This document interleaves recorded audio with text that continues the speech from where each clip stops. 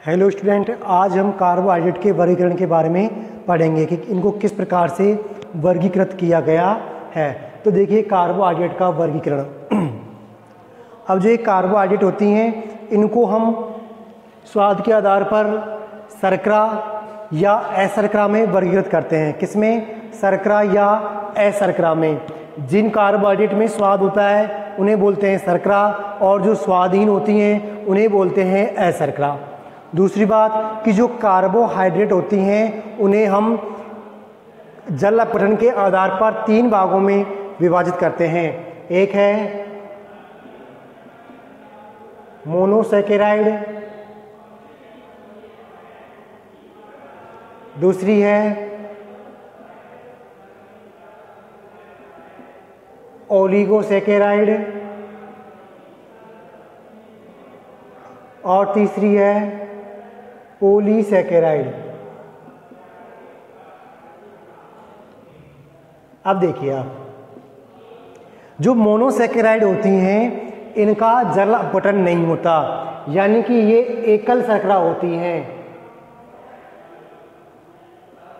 क्या होंगी? एकल शर्करा होंगी, यानी कि ये एक यूनिट से बनी होती हैं।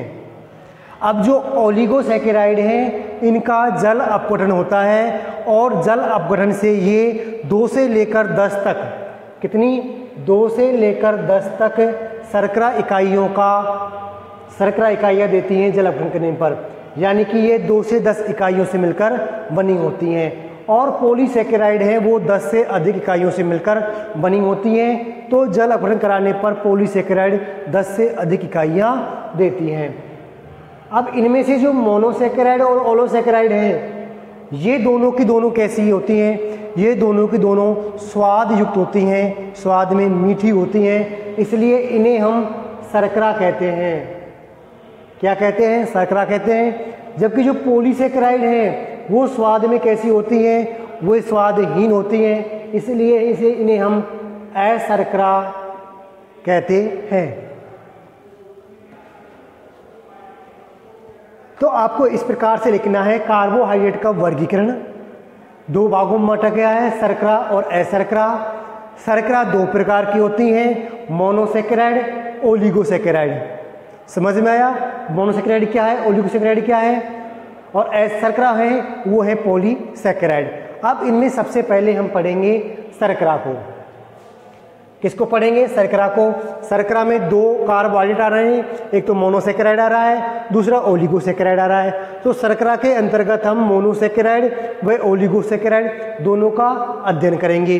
तो सबसे पहले देखते हैं शर्करा कि शर्करा क्या होती हैं।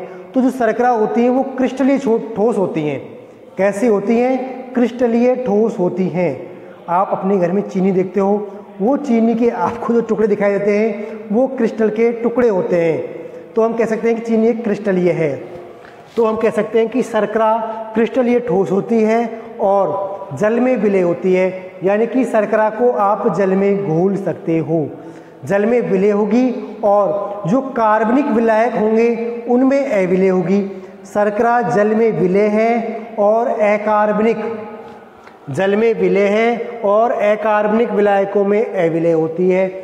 दूसरी बात, ये स्वादयुक्त होती हैं। तो आपको ये 3 चीज़ लिखनी है शर्करा के अंतर्गत। किस प्रकार से लिखना है? शर्करा हेडिंग डालनी है, उसमें लिखना है ये क्रिस्टलीय ठोस होती हैं, ये जल में विलय एवं कार्बनिक विलायकों में अविलय होती हैं और ये स्वादयुक्त होती हैं। विलय का मतलब है घुलना, यानी कि ये जल में घुल जाती हैं और कार्बनिक विलायकों में नहीं घुलती हैं। अब देखते हैं हम सबसे पहले शर्करा में मोनोसैकेराइड को। तो जो मोनोसैकेराइड होती हैं ये सरलतम शर्करा होती हैं। सबसे सरलतम प्रकार की शर्करा कौन होती हैं? मोनोसैकेराइड होती हैं। इनका जल अपघटन नहीं होता है। ये चीज़ आपको याद रखनी है कि ये सरलतम शर्करा होती हैं, इनका जल अपघटन नहीं होता है।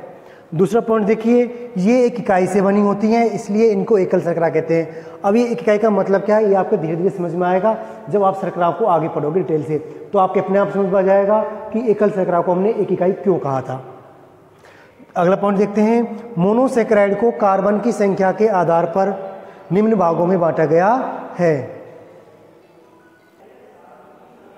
इनको कार्बन की संख्या के आधार पर निम्न भागों में बांटा गया है। अब इनमें जो कार्बन है वो कितने हैं उनके आधार पर इनका आगे वर्गीकरण किया गया है। तो देखते हैं किस प्रकार से किया गया है।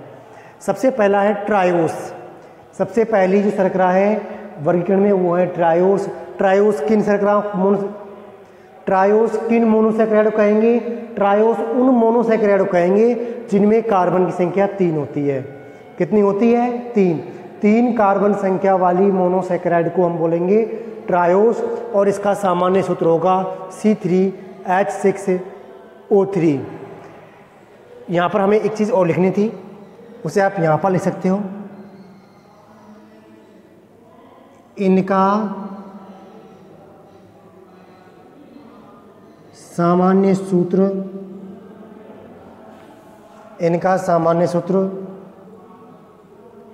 CxH2OX होता है।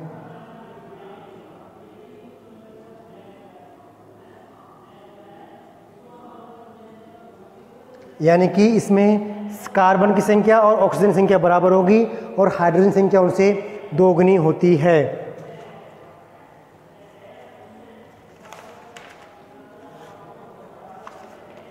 इसे आप इस प्रकार लिख सकते हो CH2ON, ये इनका फॉर्मूला हो जाएगा। ठीक है ना। तो आप देखिए ट्रायोस क्या होगी? जिसमें 3 कार्बन होंगे। फॉर्मूला क्या होगा? C3H6O3। इसका एग्जाम्पल या उदाहरण है ग्लिसरैल्डिहाइड। क्या एग्जाम्पल है इसका? ग्लिसरैल्डिहाइड इसका एग्जाम्पल है। दूसरी देखते हैं टेट्रोस। टेट्रोस का मतलब है 4 कार्बन युक्त मोनोसैकेराइड। कितने? 4 कार्बन युक्त मोनोसैकेराइड। इसका फॉर्मूला क्या है? C4H8O4। क्या होगा? C4H8O4। इसके जो एग्जाम्पल हैं वो हैं एरिथ्रोस व एरिथ्रुलोस। क्या होंगे? एरिथ्रोस व एरिथ्रुलोस। अब अगली देखते हैं, अगली कौन सी है? पेंटोस। पेंटोस का मतलब क्या है? इसमें 5 कार्बन, यानी कि ये 5 कार्बन युक्त मोनोसैकेराइड है। इसका फॉर्मूला क्या होगा? C5H10O5। इसके एग्जाम्पल हैं वो हैं राइबोज, डीऑक्सीराइबोज, जो कि डीएनए या आरएनए में पाई जाने वाली शर्कराएं हैं। इसके बाद आती है हेक्सोज। हेक्सोज का मतलब है कि इसमें 6 कार्बन पाए जाते हैं। इस प्रकार की मोनोसैकेराइड में 6 कार्बन पाए जाते हैं, उसे हम हेक्सोज कहते हैं। इसका सामान्य सूत्र होता है C6H12O6। क्या होगा? C6H12O6। और इसके एग्जाम्पल है वो हैं ग्लूकोज, फ्रक्टोज और गैलेक्टोज। क्या है? ग्लूकोज है, गैलेक्टोज है और फ्रक्टोज है। और जो ये हेक्सोज शर्कराएं हैं वो सबसे इम्पोर्टेंट शर्कराएं होती हैं, या फिर हम कहें सबसे अधिक उपयोगी शर्कराएं।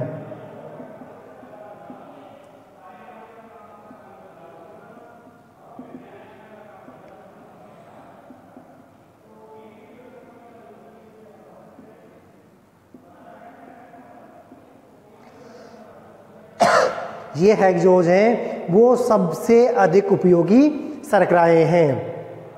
अब इसके बाद देखते हैं हम ओलिगोसैकेराइड। तो देखिए ओलिगोसैकेराइड क्या होते हैं। ओलिगोसैकेराइड वे शर्करा होती हैं जिनका जल अपघटन होता है, यानी कि इनका जल अपघटन होगा और जल के अपघटन से ये 2 से 10 मोनोसैकेराइड अणु देते हैं। क्या देंगे? यदि हम ओलिगोसैकेराइड का जल अपघटन कराएंगे तो ये 2 से लेकर 10 तक मोनोसैकेराइड के अणु देते हैं जल अपघटन से। इसका मतलब ये हुआ कि ये मोनोसैकेराइड के मिलने से बनी होती हैं। किससे बनी होती है? मोनोसैकेराइड के मिलने से बनी होती हैं। इनका जल अपघटन होता है तथा ये जल अपघटन से 2 से 10 मोनोसैकेराइड अणु देते हैं। अर्थात ओलिगोसैकेराइड 2 से 10 मोनोसैकेराइड इकाई या अणुओं से मिलकर बनी होती हैं। हमने कहा था कि मोनोसैकेराइड क्या होते हैं? एकल इकाई होती हैं, एक इकाई से मिलकर बनी होती हैं। अब जो ओलिगोसैकेराइड हैं वो 2 या 2 से 10 तक लेकर मोनोसैकेराइड से मिलकर बनी होती हैं। अब मोनोसैकेराइड की संख्या के आधार पर ये निम्न प्रकार की होती हैं। पहली है डाइसैकेराइड। डाइसैकेराइड का मतलब है कि ये 2 मोनोसैकेराइड से मिलकर बनी है। जो 2 मोनोसैकेराइड से मिलकर बनी होगी उसे बोलेंगे हम डाइसैकेराइड। देखिए 2 मोनोसैकेराइड से मिलकर बनी होती है। इसका एग्जाम्पल है सुक्रोज, माल्टोज और लैक्टोज। अब सुक्रोज होती है वो 2 मोनोसैकेराइड से मिलकर बनी होती है। एक तो है ग्लूकोज, एक है फ्रक्टोज। हमने हेक्सोज में देखा था ना कि ग्लूकोज और फ्रक्टोज दोनों मोनोसैकेराइड हैं। तो ये ग्लूकोज व फ्रक्टोज से मिलकर बनी होती है सुक्रोज। ग्लूकोज से मिलकर बना होता है माल्टोज और ग्लूकोज व गैलेक्टोज से मिलकर बना होता है लैक्टोज। तो ये 2 ओलिगोसैकेराइड से मिलकर बने होते हैं, इन्हें बोलते हैं डाइसैकेराइड। इसी प्रकार से ट्राइसैकेराइड होंगे। ये कैसे होंगे? ये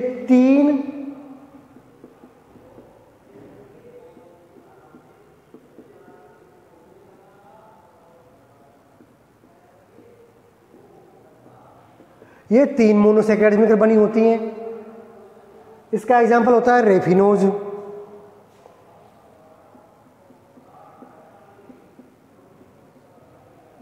क्या एग्जाम्पल होगा? रेफिनोज। इसी प्रकार अगली आती है टेट्रासैकेराइड।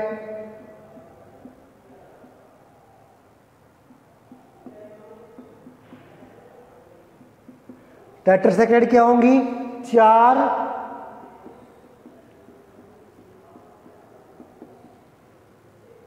मोनोसैकेराइड से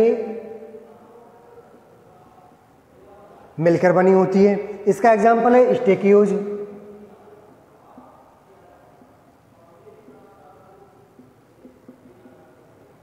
इसी प्रकार से हो जाएगी पेंटासैकेराइड। तो ये आगे इस प्रकार से 10 तक होती हैं। तो इस प्रकार से हमने देखा ओलिगोसैकेराइड और मोनोसैकेराइड। जो मोनोसैकेराइड होती हैं वो अपने आप में एकल इकाई होती हैं और जो ओलिगोसैकेराइड होती हैं वो मोनोसैकेराइड के मिलने से बनती हैं। यदि इन मोनोसैकेराइड की संख्या 10 से अधिक होती है किसी शर्करा में, अशर्करा में, तो उसे बोलेंगे हम